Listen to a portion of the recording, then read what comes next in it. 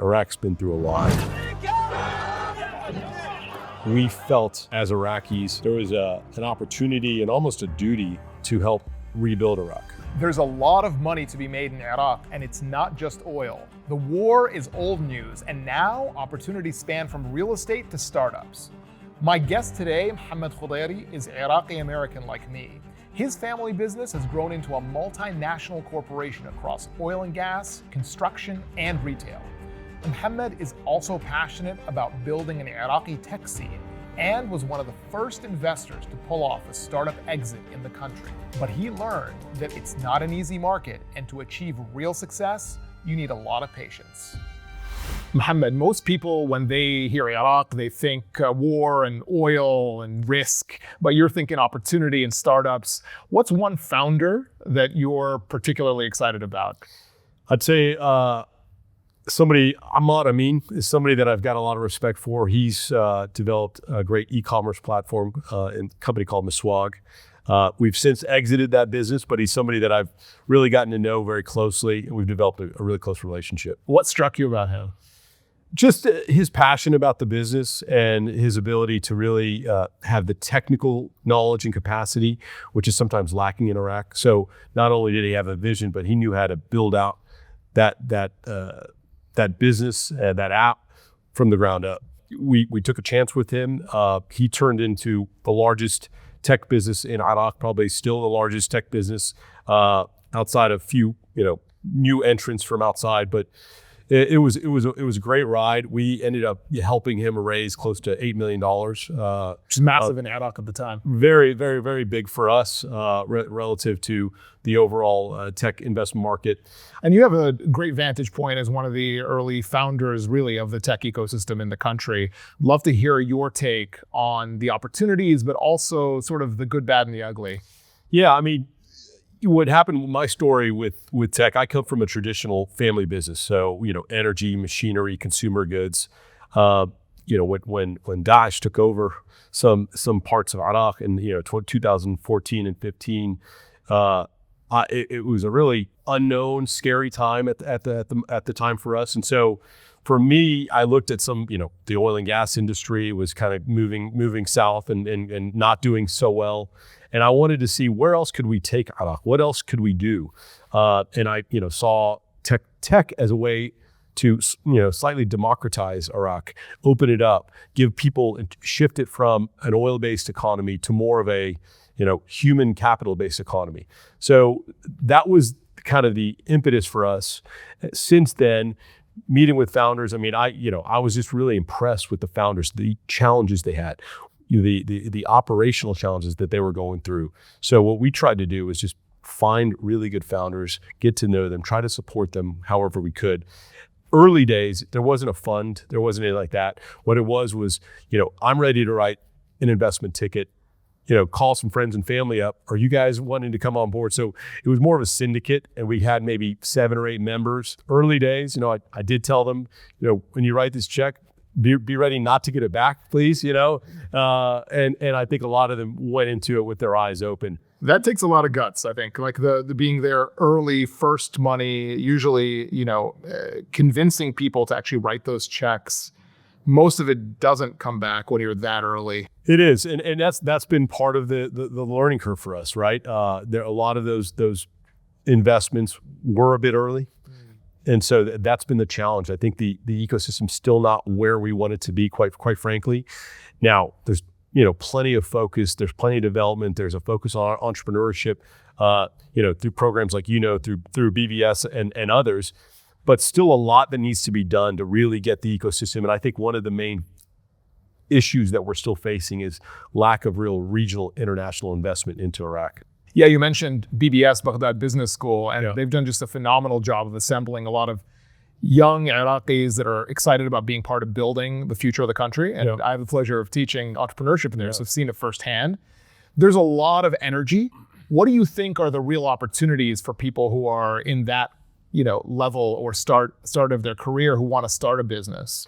Yeah, I mean, the fundamentals of the country are obvious, right? It's one of the you got 40 million people, young demographic, 4th largest producer of oil in the world. So it's a strong foundations for the economy there. So, if some of these young people can find the right opportunities, the right businesses, ride that growth upwards, right? So I think there's a tremendous amount of opportunity. And what I've been saying about this is the innovation will come. Right now, we need a lot of the basics. When I say basics, it's the basic type of tech companies that we have here, the food delivery, the e-commerce. Innovation will eventually come where I see us, in the next maybe 5 years, identifying Iraq-specific tech solutions, that are specific, whether that's a power issue or a security issue that needs to be addressed. Now, speaking of the diaspora coming back in, I hadn't been, we talked just before this, I hadn't been to Iraq for over 20 years and I came back and saw that, the reality on the ground is actually quite a bit different from maybe what the general perception might be. Tell us about what you're seeing as the reality currently on the ground and what might surprise somebody who hasn't been. Well, I mean, just the amount of development that's happening, the commercial development in terms of real estate, restaurants, retail shops, we're seeing a tremendous amount of growth. I mean, it's looking not like Dubai 20 years ago, but it's got, the cranes. You look all over the city skyline and there's cranes everywhere. So it's telling me it's moving in the right direction. It needs some support from, in my opinion, some government support in terms of regulations or hub zones that can allow people to really create more quickly and develop more quickly, overcoming some of that bureaucracy. But I think you're seeing development all over, especially Baghdad. I mean, that's the capital of Iraq. But even in Basra, you're seeing nice, hotels coming online. Erbil, I was just there. Erbil's always very comfortable, despite some of the economic challenges that they've faced over the last few years. You're seeing a lot of development there as well. Is it safe? Yes, it is. I can say, there's parts of Iraq and Baghdad that are not safe, just like there's parts of the U.S. that are not safe, right? London or Chicago or Houston. So, but by and large, I think they've done a really good job addressing the security issues and security concerns. They've done a good job. I mean, we took the kids and went in December. Kareem's everywhere. It was like going to a normal city. And I think the perception from the outside is that the security situation is still what it was maybe, a decade ago. Yeah. Now, let's talk about the other side. Yeah. It sounds like all roses and opportunity and everything is wonderful. Sure. What are the big challenges? The challenges are Iraq still remains overregulated, in my opinion. There's a lot of bureaucracy. There's a lot of challenges in getting easy things, getting registered, doing your tax filings. A lot of these things are still being done manually. They haven't really digitized the country the way that they'd like to. So there's corruption. There's still a lot of corruption within Iraq. So you need to know where you can where you can do business and where you cannot. It's one of the most corrupt countries in the world. Absolutely. So you need to know how to navigate, making sure that, you stay away from certain businesses and segments and industries that maybe are more prone to that. Have you had to deal with it face to face, and how did you handle it?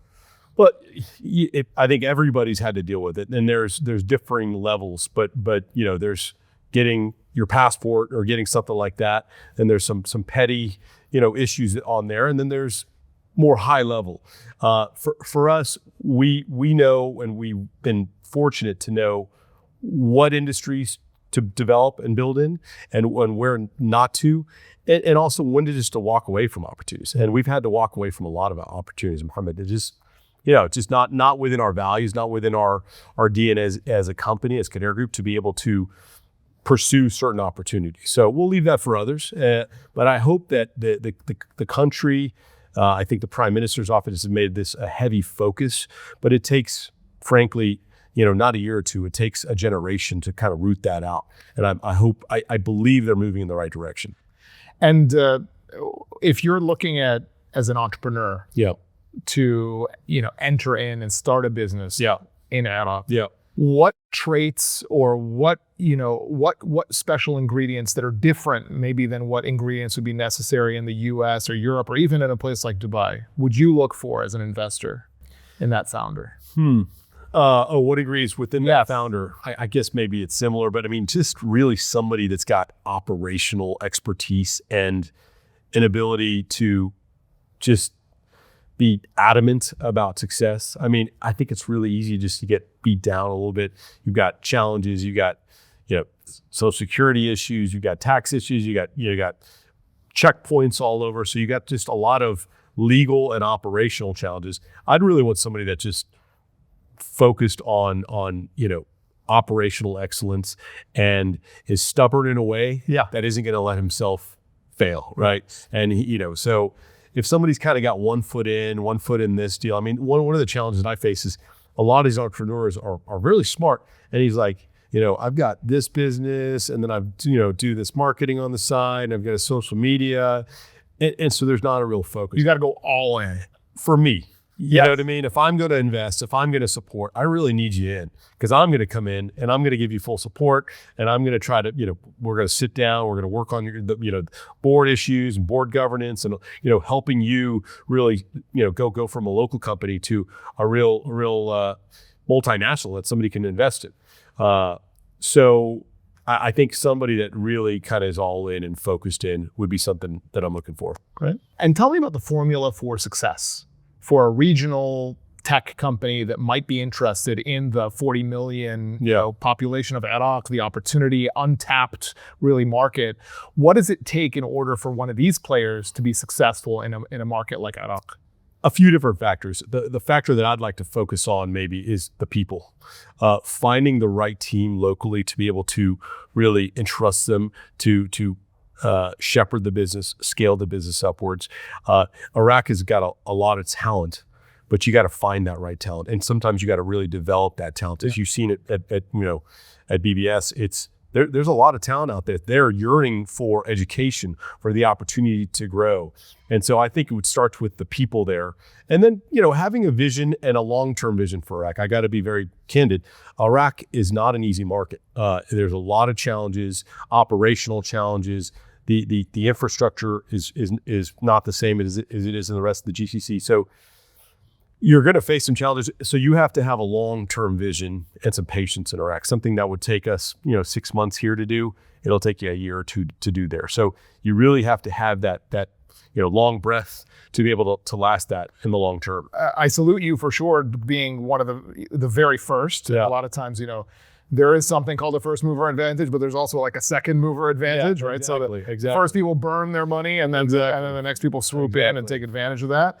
And I think, but in building anything, as you said, it's a long-term time horizon. And that's not, new to you in terms of also the family business. So I'd like to even rewind a bit and talk about the platform that this all came out of, which is almost the polar opposite, right? So it's tech, and then it's kind of like oil services. Yeah. So tell us about, the genesis of Khudairi Group. Yeah, so Khudairi Group was kind of built around a table like this by my father, brother, and I. We were I was finishing my final year of business school at University of Texas, and despite your political views, we felt as Iraqis, having been abroad and living outside Iraq, there was an opportunity and almost a duty to help rebuild Iraq post-conflict and post the U.S. Entry into Iraq. So we decided to go and start looking at opportunities, mainly infrastructure, roads, and some bridges early on, construction projects. And the business eventually, over the last 21 years, has evolved into different verticals, one being an energy sector, one being machinery. We do sales and leasing, and then we have consumer goods as well. And then the investments, we're kind of an add-on there on the side. So my father and brother were, gave me a lot of grace and space and said, we could tell you're passionate about this. Why don't you go pursue this? And, we'll put it under the group. And so we did. The Khudairi Group today is about, within Iraq, we've got 650 employees outside of Iraq, between Europe, Asia, and here in the Middle East, another 125. Spanning different industries. So it's grown a lot. And, you kind of look up one day and it's a lot bigger than three of us around the table, right? Yeah. So it's been a really great experience, a great ride. And also it's been a great ride doing it with my father and brother. We we still love each other. There are days where we're going to be yelling at each other and there's some conflict, but honestly, doing it with the family is that much more rewarding for us. Take me back to when you first returned to Iraq as an adult. I know you were born there and then you spent most of your life in the US. Yeah. Take me back to that first trip and what was it like? What was your impression? The fortunate thing for us, and I don't know if you had the same experience, but it sounds like I was there every summer. We'd spend time, even in the 90s when during the sanctions, my parents did a really good job of making sure that we stayed really connected to the culture, to the people, to our family there. And just, that was a big push on their part. So even, when we did go back first, I think 2004 or so, 2003, 2004, it was, it was a bit of a chaotic. This is after this is under U.S. occupation. Under U.S. occupation there. So, very militaristic, you had kind of martial law in the streets. I remember going in 2003, there were U.S. troops on the border and I had a U.S. passport and they looked at it, they were like, what are you doing here? Yeah, exactly. It was chaotic. And I think there was a lot of things, a lot of mistakes made back at that time, dismantling the army and doing that. But from our side, we would kind of just stay micro-focused, if you will. We had a job to do. There was a project. We need to, finish this. And so for better or worse, Mohammed, we sometimes had to tune out the macro situation because if you did, you'd kind of get inundated and maybe a little overwhelmed. And so our focus was, let's get Iraqis to work. Let's get them, moving. I still believe, an Iraqi, whether it's an Emirati, Iraqi, we all want the same thing. We want to be fulfilled. We want to work. We want to provide a good life for ourselves and our families. And so there was commonality between that. And so if you could kind of find that common ground, whether you're whoever that client was, it makes things a little easier. What was the first deal or the first project? A good question, because my brother and I are always debating who actually landed that. Yeah, and then who landed it? Yeah. I think I say I landed it, but he says he landed it. So we'll have to get him on to ask him what his opinion is. Yeah. But it was as simple as just pulling some cabling within the green zone. We were doing some construction works there. Cabling, small job. I remember the value of the job. It was maybe $80,000 or something like that. And for us at the time, it was like, whoa, this is a big deal. My father had work experience. What he did was, between his businesses, his core industrial businesses in Iraq, he had a paint business back in the 70s in Iraq called Nasser Paint, which was one of the leading paint brands in Iraq. And then, in the 80s and 90s, fairly slow on the business front. He did some real estate in Houston, but, we had, for all intents and purposes, kind of written off Iraq as an opportunity just because of the challenges under the regime. Most Iraqis. So I was going to go into investment banking. My brother was going to go trade on Wall Street, and we were going to go do our own things, right? But the opportunity arose, and so even for my father, it was almost a second opportunity, a second career. And he looked at us and said, "You're coming with me." And I was like, "I've got a great opportunity, at Merrill Lynch. Can I go do this?" He's like, "No, you're coming with me, Habibi. Come on board." And it was the best decision that I made. And what have you learned from your father? He does a great job of really taking time to educate us and really spending time with both my brother and I. And I got to be honest with you. Sometimes I don't appreciate it the way I should. I think 21 years in, I appreciate it a lot more, especially now that I'm a father and have kids. I understand that he's really taken time with us. I think the one thing that he's done, when good things are really good or really bad, he has a really calm demeanor. And I don't know if just really even keel, very calm. And I don't know if you or your parents can relate to this, but they've been through a lot. Yeah. They saw a lot, 4 or 5 decades of challenges and coups and wars in Iraq, Iran, and the Gulf War, the U.S. occupation. So they've been through a lot. And I think that's created a sense of calmness. When things are really good, just stay calm. When things are really tough, we'll figure it out. Head down, keep working. Early days, I remember we were on a flight to Tokyo. We were just boarding the flight. My father, brother, and I. We were going to meet with Hitachi to talk to them about getting their machinery distribution in Iraq. So we get on the flight, and right as we get on the flight, we get a call. Our general manager had been kidnapped, and this was 2004, early days, and it was Al Qaeda who had kidnapped him. And at the time, it was really early days. We didn't have enough cash in the bank, so we ended up having to. And I remember, I almost have a meltdown on this plane as we're about to board for a 14-hour flight to Tokyo from Houston. And, he just stayed calm. And he said, he went through the protocol. We had a protocol at the time of how to manage it and how to handle it. We eventually got him out, but it wasn't, it was a challenging, 72 hours, and we're able to get him safely back to his family. And it was just, just watching my father navigate through that was incredible. And it just, so it's been a lot of that. And again, calm under the storm. I mean, that's I was just like, I couldn't sleep, I couldn't do anything, but it's been a wild ride. And I think, telling you a story like that, it helps me reflect as where Iraq is today. Iraq's been through a lot. The people of Iraq have been through a lot. And I really have a lot of love, respect, and admiration for those people that have been where it was in the days of 2003, 4, 5, 6, 8, and where it is today. And I hope Iraq can continue on the same trajectory. And you have like 650 employees, but you've also employed tens of thousands in different capacities, right, over the years. Yeah.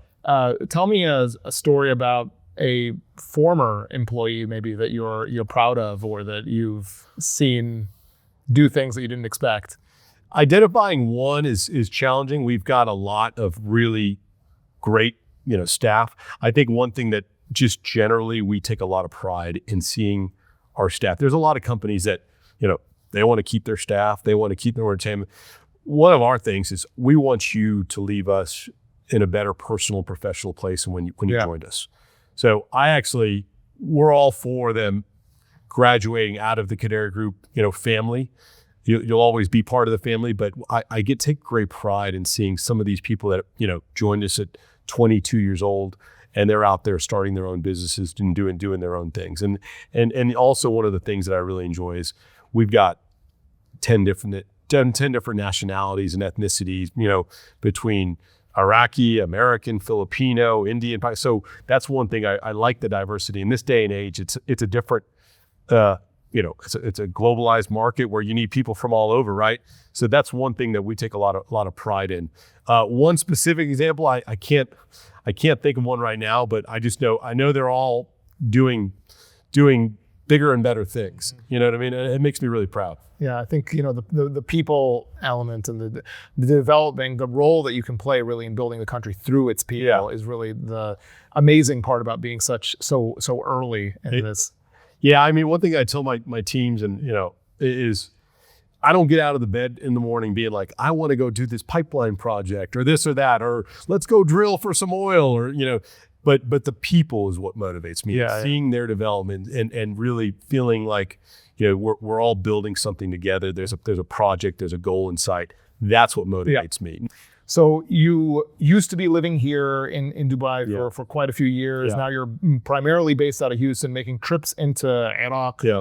Where do you see the market in the next, let's say, 5 years? What's upcoming for Iraq in this next period? Yeah, I mean, right now it's an unprecedented real estate boom that's happening in Iraq, just because there's such a need all over, both on the commercial, industrial, and residential. There's a major undersupply on the residential housing market. Beyond that, I think you're going to see a tremendous opportunity in the retail space. I mean, I don't know if you've seen Baghdad Mall and some of these malls that are coming up. Iraqis like an active lifestyle. They like to spend money. They like to go out, and I'm seeing a real growing middle class, which is a real good sign.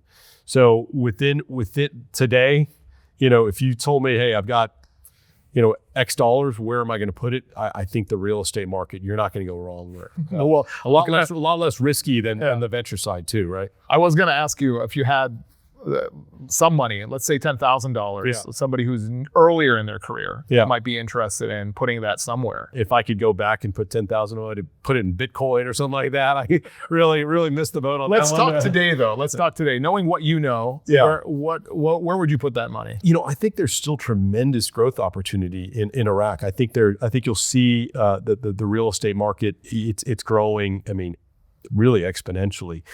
If I were talking Iraq, I think that's probably the safest bet. Iraq is, has a lion's share of the GDP, maybe 90+% on oil. Yeah. And is quite the example of a non-diversified economy. Yeah. Yeah. To what extent do you think that's going to be changing? What are the, what does the road forward look like? I think you're seeing it change. I don't have the specific numbers, but I think you're seeing it come down by a few percentage points every year. But still, I think you're close to 88, 90% of the GDP is based on the oil and gas sector. I think it's critical for the government to also set a bit of a plan, as they've done in other parts of the GCC, to identify how do we shift this from an oil-based economy to a human capital-focused economy with people developing, training.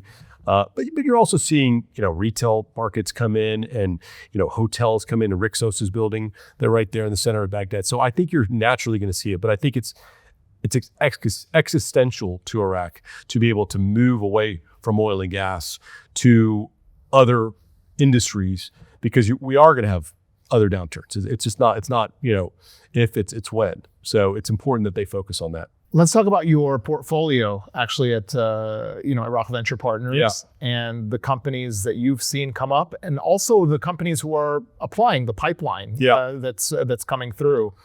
What types of companies are you most excited about, and where do you see this next phase in Iraq tech? Yeah, so I've got a portfolio pre-Iraq Venture Partners and one within it as well. We've got within my portfolio, we just exited our investment on Miswag.